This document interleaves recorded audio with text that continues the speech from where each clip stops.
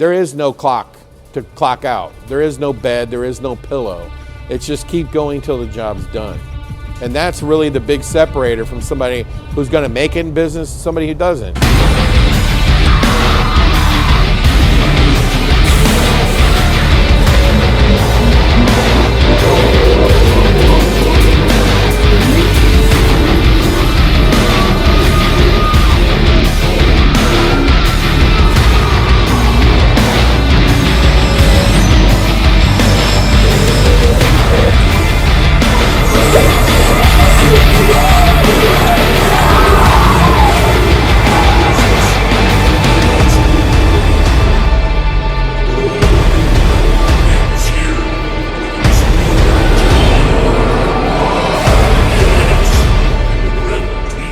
We've been in the haunted house industry, my goodness.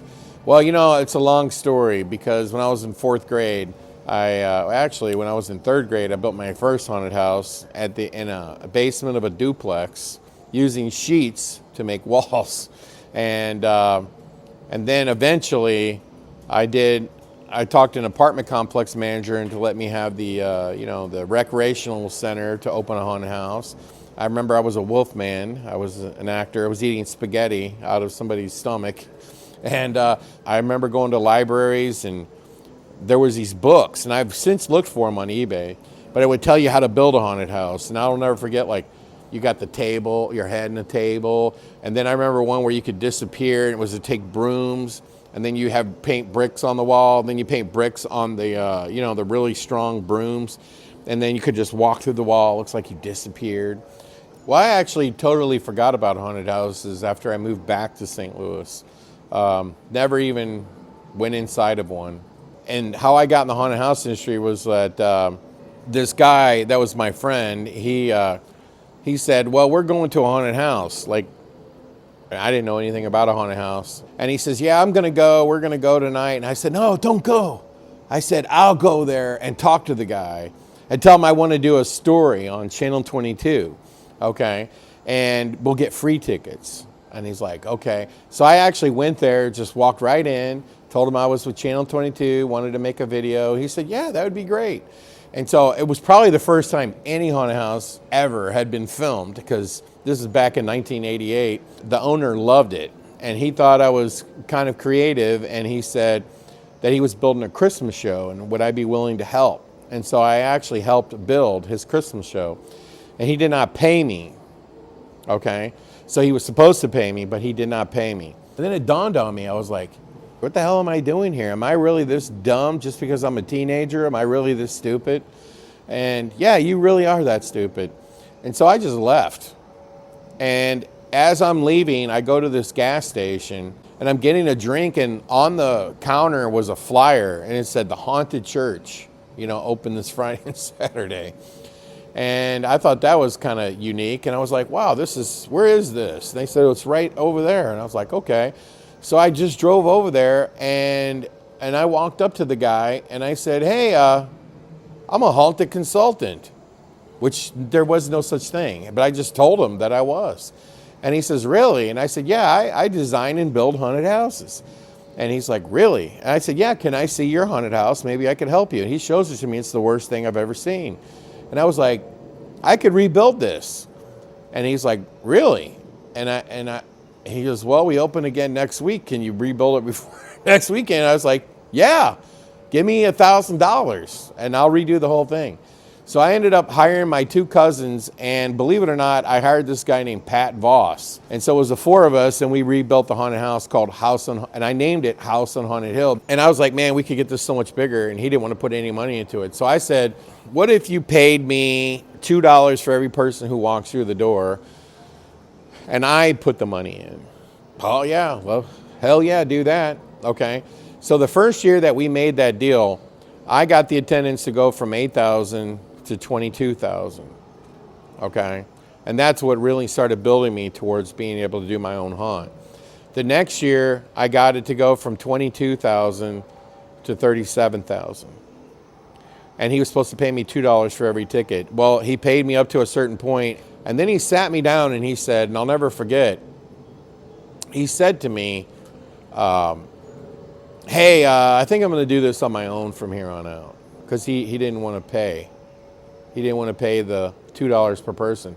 So, let me tell you what ultimately happened there. So, I took all my props because they all belonged to me. I rented a storage locker. I shoved them all in there. And I'll never forget, that was 1994, the first year I ever went to Transworld. And I saw this flyer. I don't even know how I saw it, but somebody said, there's this Halloween show in Chicago. I was like, really? I had an IROC Z28. I jumped in my IROC Z28. I drove up there, and I was like, what the hell? I didn't know you could buy a skeleton. You could buy like a dead body. And I was like, I just bought all this stuff, and my IROC Z28 hatch was up, and I had everything piled up. And then I had somebody went with me. We had the back seat, everything was full. And then I had the T-tops off, and I had somebody sit in the passenger seat, and they had a bunch of stuff. And I literally went to a storage locker and threw it all in there. And I didn't even have a place to set up a haunted house. But that's when I said, I'm really going to start looking. And that's when I found this building over here. I find the building right next to the darkness, and it has a for sale sign on it. And all the windows were boarded up. And I was like, oh, it looks like an abandoned building. Perfect spot for a haunted house. The door just opened, and I go in. And he says, oh, no, it's not really for sale. I said, well, it says for sale. And he goes, yeah, that's just to scare the unions off. And I said, oh, okay. I was looking for a space to put a haunted house. He says, well, every floor is vacant except for the first floor. And the rest is history. It's like, you learn from making mistakes. You learn from doing, not from talking. And I always tell people, like, and I won't mention any names, but there's a couple of people in the haunted house industry that claim they're experts, but yet they don't run a haunted house. Let me tell you something, they're not experts. And if you listen to these charlatans, okay, you'll go out of business very quickly. And they have a very bad track record of working with people, and they lose everything. Here's the thing. It's only risky if you don't believe in yourself, okay? Because if you believe in yourself, you can do anything. I always tell people, all these people, like, you just gotta go for it. Stop making excuses. I hear excuse makers all the time. You can't get better if you don't play. And by the way, you don't get better if you don't win. Because when you play baseball tournaments, typically you get guaranteed 3 games.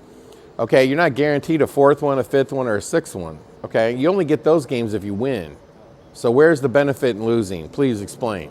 Okay, there is none. So we lose the game. I think it was 10-1, and we got run ruled. And I get the kids together, and we're all sitting around, and they're just, wondering what I'm going to say, And the parents, back then, the parents would always be right there with them. And I said, listen, I'm not the kind of guy that says, hey, they're 10U. You did fantastic. No, that's not me. I don't care what the odds are. So I literally talk to them, and I get to this point, and I don't even know where this came from. And I said to these little kids, I said, there's an old saying. And it goes something like this.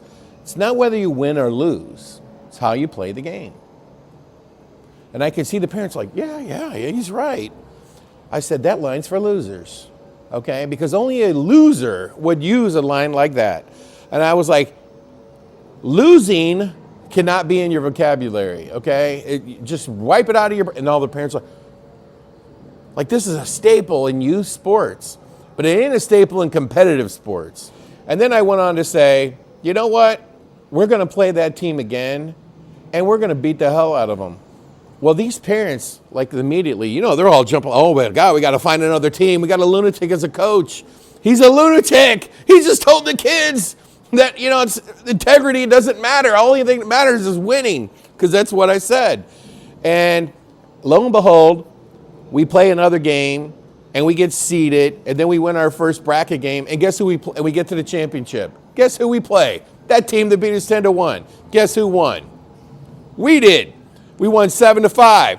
Anyway, when the game was over, and the kids are like, going crazy, and their coach, the coach of that other team, was just infuriated. They couldn't even believe they lost to a bunch of 8-year-olds. I thought it was amazing. And my parents literally came to me and they said, we thought you were crazy. When you told the kids they were going to play this team again and beat them, look how big they are. They're twice the size. And we thought you were nuts. We were already looking for another team. We thought you were a lunatic. I can't believe it. How did you do it? I was like, I don't accept losing, okay? Nobody should accept losing. And no one should apologize for being a winner, because people typically like to be on a team with a winner.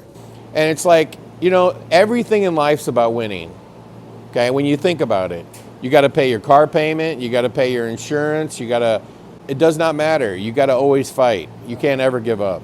I'm a person that doesn't give up ever. And I have to tell you, I've talked to many, many people about people wanting to get in the haunted house business. And like after talking to them for 5 minutes, I know if they'll make it or not, because, it's the kind of questions they ask, or, like they tell me why they can't get over because they don't believe in what they're doing. And you talk to these haunted house owners, I hate to say it, but a lot of them, they just don't know anything about running a business. They just have a passion for Halloween. Passion doesn't add up to pay the rent at the end of the month, okay? You have to have some business. It's got to be business first, passion second. You don't have to go to Yale or Harvard to become super successful. At the end of the day, you have to have common sense. You don't have to have a degree from Stanford. Almost every one of these tech billionaires dropped out, okay? They knew what they were doing, they believed in what they were doing, and they grinded it out. If you run a business, your business has to come first. Because if your business doesn't come first, you can't take care of your family. And when you run your own business, there's always people coming for you, whether it's a competitor, whether it's somebody trying to get something that you want, or you run into a roadblock with a city official. Common sense tells you how to navigate problems. If you don't have common sense, you're never going to be successful. The other thing you have to have is you've got to have an understanding that no matter what happens, you're going to find a way to solve the problem. So you have to be really good at solving problems, because problems come up all the time. So I think, like, if you're going to open a haunted house, you first have to approach it as a business. It's like, how is this going to make money? What the budget's going to be? How we're going to do the marketing? Because if you don't have a business plan, what's the point of building a product? It's like the Field of Dreams approach. Just build it, and they'll come. Well, that sounds great in the movies, but you have to have a whole plan, especially today. And I'll tell you a funny story. When I first got in the haunt business, I wanted there to be scary music. So I bought a scary soundtrack, and then I bought a cassette tape. They had longer ones, that would play for over, 200 minutes. So you would record it, pause, back it up, record it, I'm playing cassette to a cassette. Okay, it ran out, rewind it, record it again, now flip it over and do it all over again. And you're literally doing this for all day. So you get one cassette, so it runs for 120 minutes, and you run as fast as you can, to wherever you got the stereo, and you flip it and you press play again, There's levels to everything. And it's like, what level do you want to get to, okay? But I can tell you this, haunted house industry's changed so much that when I was renovating the haunt for the first time Transworld came to St. Louis, I thought this is the way it's supposed to be. And that was only like 15 years ago. And now I think completely different. People want experiences. They want to feel like I'm there and my life's in jeopardy. And they want a T-Rex to come down and literally, oh my God, I went to the St. Louis Escape and you wouldn't believe it. My husband's head got bitten off by the T-Rex. Did you sue? No, it was so fantastic to have this experience. Of course that didn't happen. I'm thinking more of the theatrics of it. And so see how things have changed.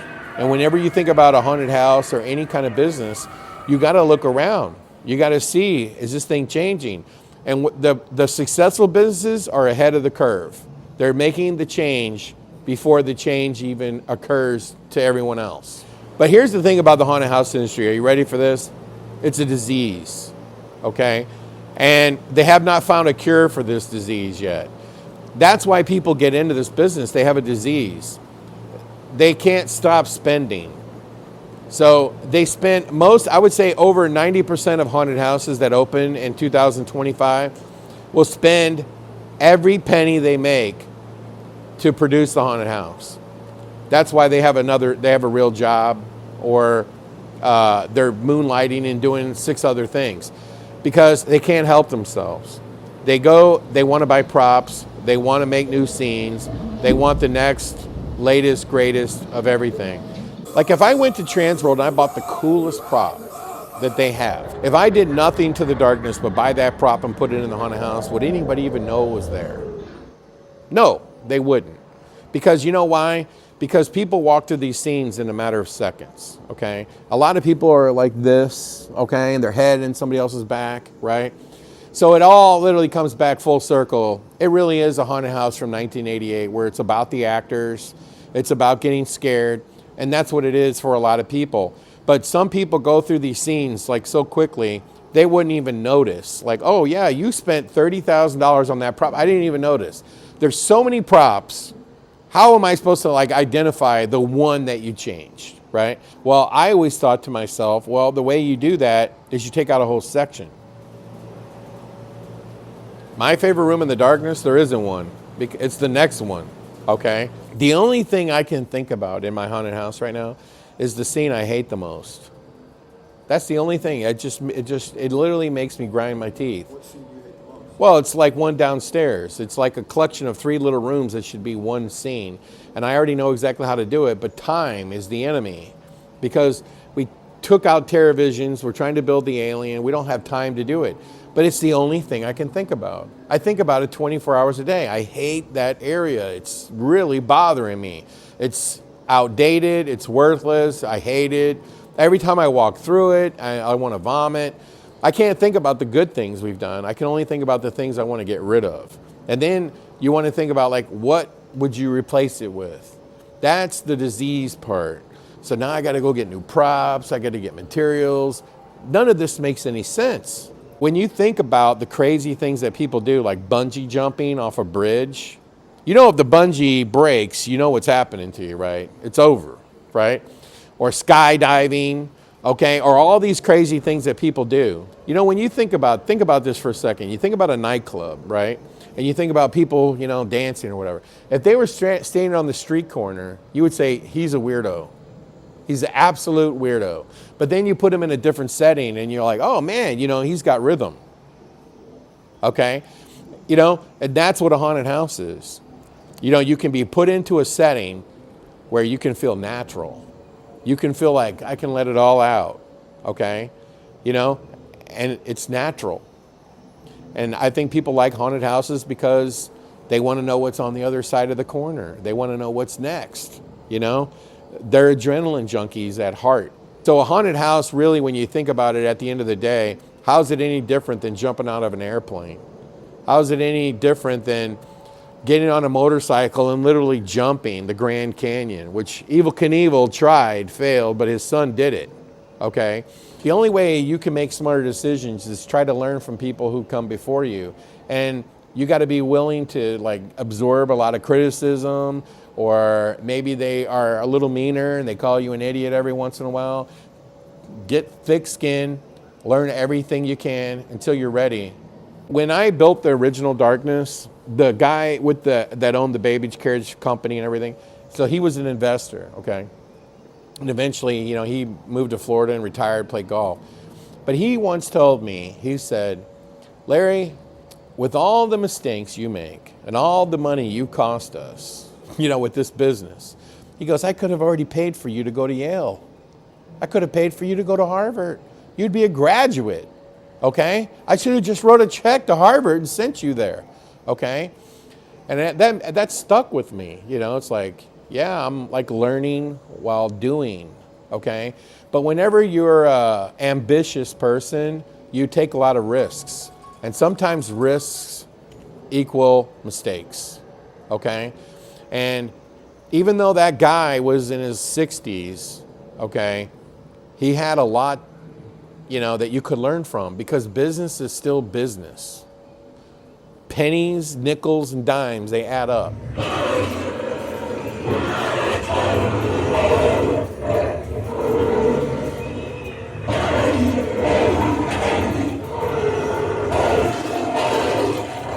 Oh, my mom loved it. I actually have pictures of her painting.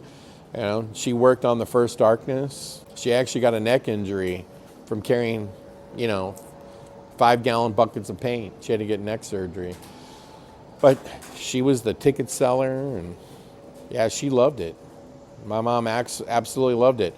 I mean, I have pictures of her and Pat Voss working together, like painting props. You know, she didn't really have a career, so her career became, where she lived kind of vicariously through her son.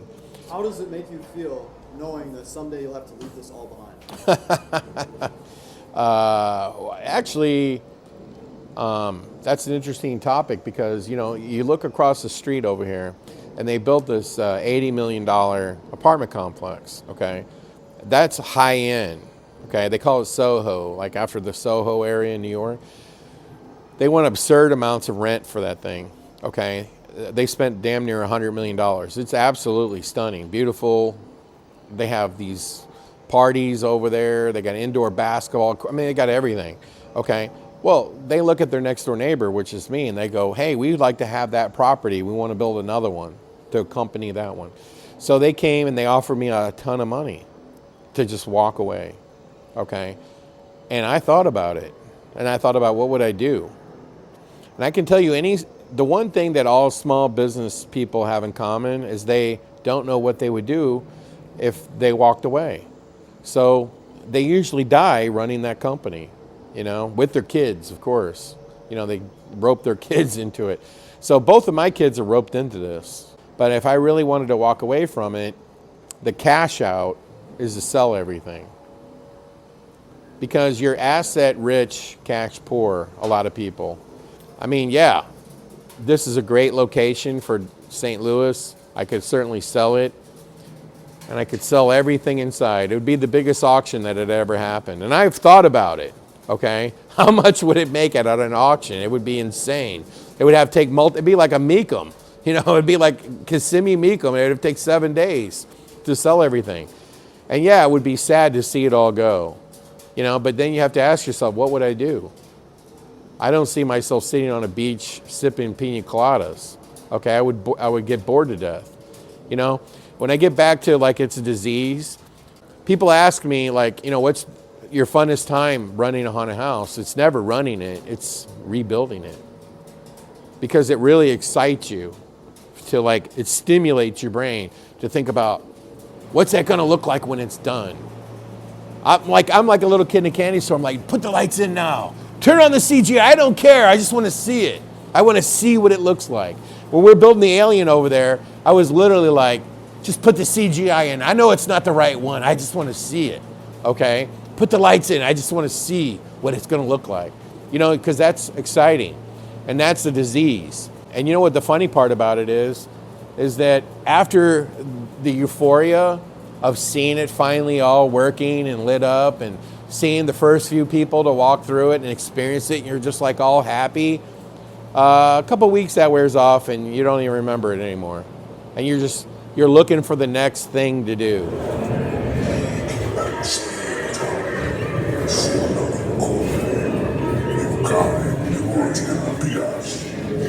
Well, I mean, success can only be defined one way, winning. Did you win or did you lose? Winning is all that matters. Finishing in second place doesn't count. You might as well finish last. You just have to, each person has to define what winning is to them. When you own your own building and you buy a Lamborghini and you know what I mean, and if you want something you could buy it, yeah, I guess that's winning, right? But when you look at other people like Elon Musk, he's the extreme example, and I mean he could buy planet Earth.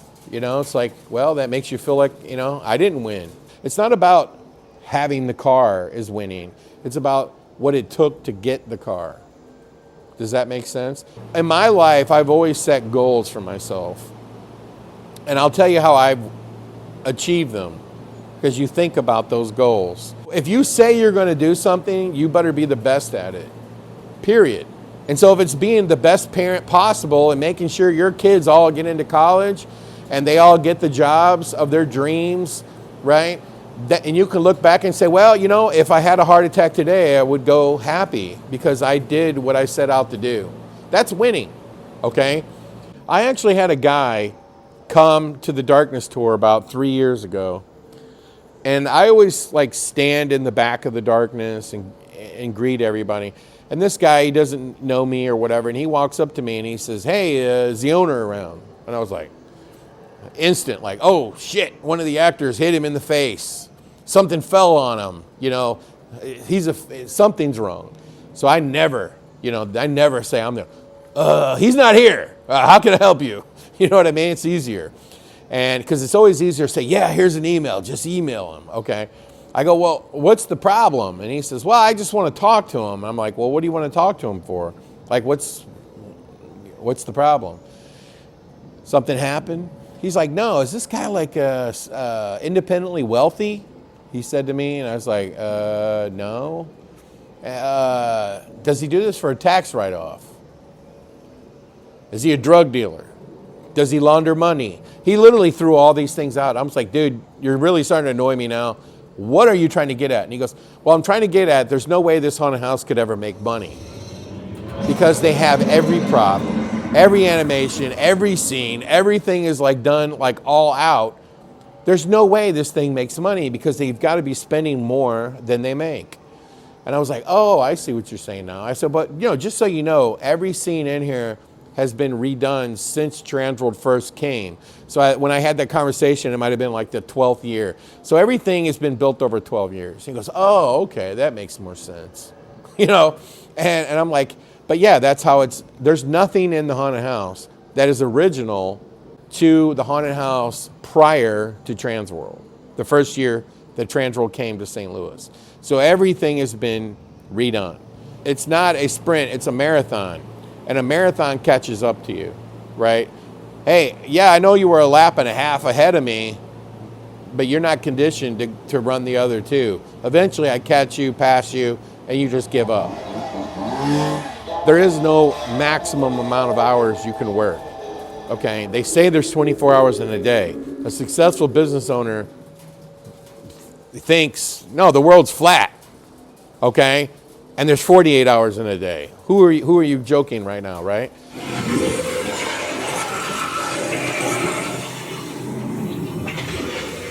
So if you're not going for the best you possibly can do, go all out 100%, then what are you doing? But for me, the investment was $1,000. Okay, so it's hard to go wrong, you know, when you invest $1,000. So that $1,000, that's started all of this. Yeah.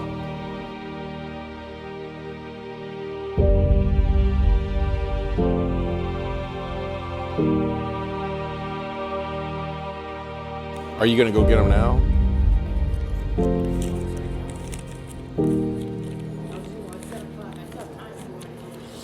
Yeah, and see if you can get something to fix that alien. Here's $1,000. You know, originally, I knew this guy, I didn't know him very well, but his name was John Denley, and he was from Salem. And I was trying to figure out a name for the haunt, and I was talking to him, and he says, oh, I'll tell you what my favorite name would be. It would be Professor Orbs Haunted Manor or something, he tells me. So I was like, with a friend of mine, we were doodling Professor Orbs. That's what we were actually thinking of, calling it Professor Orbs, okay? Because John Denley kept telling me Professor Orb would be a great name. But I'm very happy that we did not use the name Professor Orbs.